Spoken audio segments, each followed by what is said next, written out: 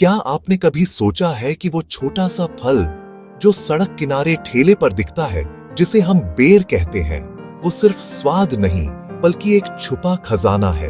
एक ऐसा फल जिसने राजाओं की थाली से लेकर आम लोगों के दिल तक अपनी जगह बनाई।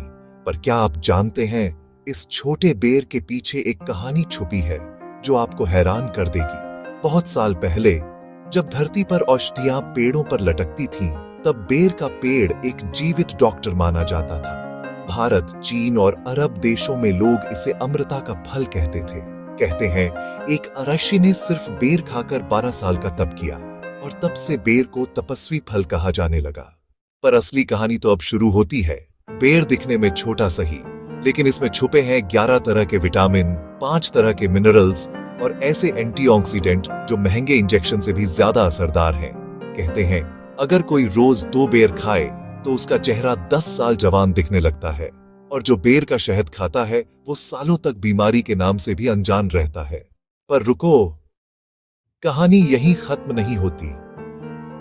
आपको पता है, बेर के पेड़ की जड़ें इतनी मजबूत होती हैं कि वो रेगिस्तान में भी हरी रहती हैं, और इसी वजह से कई योद्धा इसे जिंदगी का पेड़ कहते थे।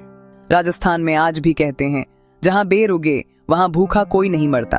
कभी कभी प्रकृति हमें छोटी चीजों में बड़ी सीख देती है। बेर हमें सिखाता है छोटे आकार से कभी अपनी कीमत मत आंकना। आज साइंस भी मान चुका है कि बेर सिर्फ फल नहीं बल्कि एक नेचुरल मेडिसिन है। डॉक्टर कहते हैं इसमें इतनी ताकत है कि ये तनाव, नींद की कमी और डिप्रेशन को भी ठीक कर सकता है। और अगर आप थक चुके हैं तो बस एक बेर खाइए, आपका मूड भी खुश हो जाएगा और शरीर भी ताजगी से भर जाएगा। पहले इसे जंगल का फल कहा जाता था, फिर यह गांव पहुंचा, गांव से शहर, और अब पूरी दुनिया तक फैल चुका है। चीन में बेर का इस्तेमाल औषधि में होता है और अमेरिका में ब्यूटी प्रोडक्ट्स में। कभी गरीबों का फल कहलाने वाला बेर आज हेल्थ और ब्यूटी इंडस्ट्री का स्टार बन चुका है।